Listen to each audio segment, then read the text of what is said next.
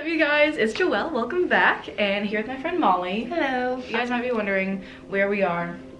We're in kind of what would be considered like the vaults of Dartmouth almost. Dartmouth has a special collections library called Rauner Library, and they have all of these cool artifacts related to Dartmouth history, as well as just like interesting like historical research manuscripts. This is one of the places that on every Dartmouth bucket list, you're supposed to come to Rauner Library and just say, show me something cool. And people like Molly who work here will show you something cool. And I've never done that. Until now. It's our senior spring, it's finals week.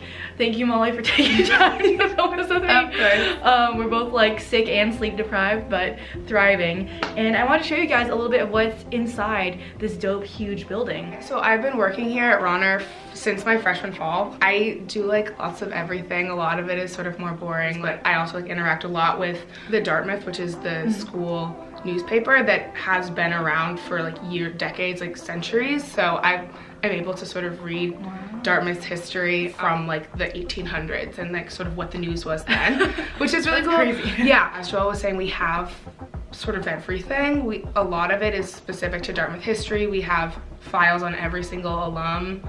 Yeah. Really? Yeah. Once you die, it becomes like public, like you can look in it. I wanted to get your parents like files, because it's like this college basically compiles like if there's ever like a news article or something of note that an alum does, they put it into like your alum file. But it's only available after someone dies? Yeah, it's confidential until, because it's like your personal life. So, but then I just decided to find some like sort of fun, cool artifacts and books here that I thought that Joelle and her subscribers would find interesting. Something that only Dartmouth has sometimes. Yeah. Thanks so much, Molly, for collecting all of this. Yeah. Well, let's get on into it. So this is the oldest thing that I pulled. This is a biography of George Washington, which was written by John Marshall, who was one of the first Supreme Court justices of the United States. I think like the most interesting part of this is it actually has a lock of George Washington's hair in the cover page. It's so weird. It's really weird, but it's also the super cool piece of history that is sort of memorialized in this book. The really old like parchment pages in between. Yeah, but so cool that this is a biography of like our first president, written by one of our first Supreme Court justices. Like, that's I know. awesome. Portraiture of Captain John, that's John Smith, colonizer. So yeah, so this is Shakespeare's first folio. So it's basically the very first compilation of all of Shakespeare's works. And it's worth like $3 million. This might be one of the most valuable items that Dartmouth has, and Rauner. That's so cool that you can go into a library and touch a $3 million object. This is so nice. A really cool thing about this is at the beginning, let me see if I can flip to the page. So this is like the classic portrait of William Shakespeare that you see everywhere. And this was the first time it was ever put in print. Because it was commissioned specifically for this folio by his friends. So this folio was compiled after he died in the 1600s, a couple years after he died, by his friends.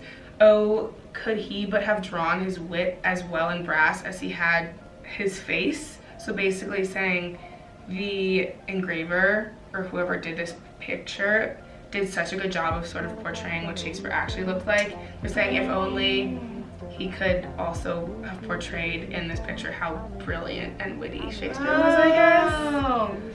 Mahler's the scholar. This is a mem book, which is something that the students used to do. I think they stopped doing it in like the 1920s, but basically every student would compile these huge scrapbooks of their Dartmouth experience and just that's so cute. Like programs and like dance cards and that kind of thing in these huge books.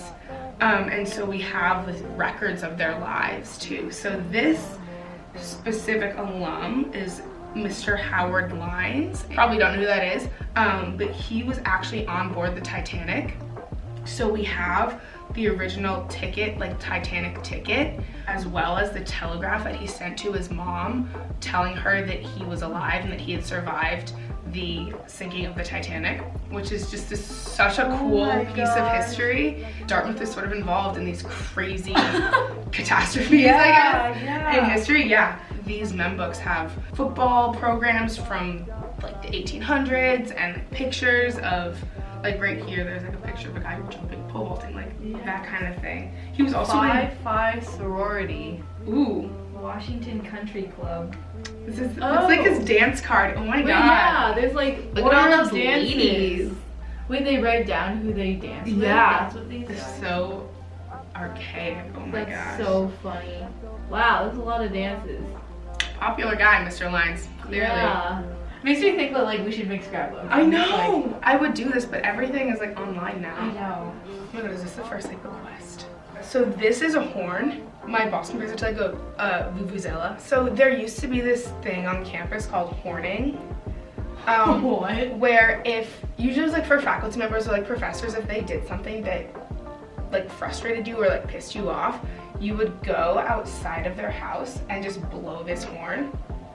And that would be sort of your like protest, I guess, and in a way to signify that you are like dissatisfied. Yeah. Wouldn't the student receive like repercussions for being the one horning? Or I think, okay, I don't completely know, but I think either it was like a group of them or like you just didn't know who it was. Like you would do it at night, so it was like dark, like escape.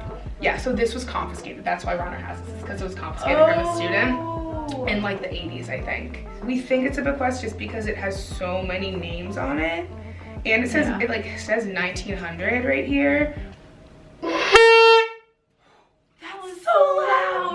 Yeah, so could you imagine being a professor and just trying to like chill with your family or something, and all of a sudden you hear this like hearing these like rambunctious kids at like all these frat bros out here. I'm sure. You just like blow it. It's so loud. It's like a duck. Oh my gosh, no wonder these things get confiscated. It's so annoying. It's so annoying. So this little envelope, it says "For a World Without Walls." And so it's from the late 80s, and it is a piece of the Berlin Wall that actually I don't think, and like I don't know how it got to Rauner. It's like very tiny, but it's like shrapnel.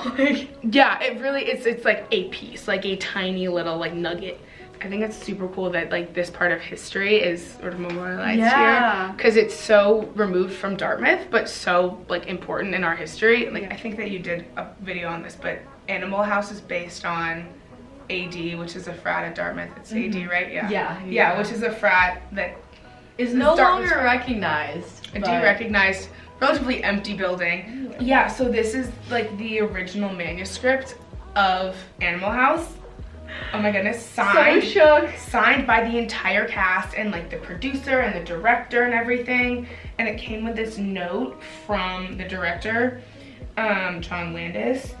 And so this was given to the police, basically the sergeant of the police, because it was their job. They were sort of tasked with security when they were filming Animal House. There's like a picture of all of them. It's John Belushi is I think his name, but he's like the sort of main frat boy. Yeah, like the iconic like when college you see the picture. It's like the picture, with like the Jack Daniels that everyone has. That of John Belushi, and so he signed it with this like big loopy like John Belushi, and it says head animal because he was like the head animal, that's so funny. which I think is so funny. And this literally says "F you very much," which I also find is so poetic. The note is so cool too, because it says like, when you see the finished movie and you're all movie stars, just remember who made you international celebrities, which I think is like, my gosh, that's so funny. This is so crazy. It has his own little like header. Yeah, very nice. John Landis, I see you.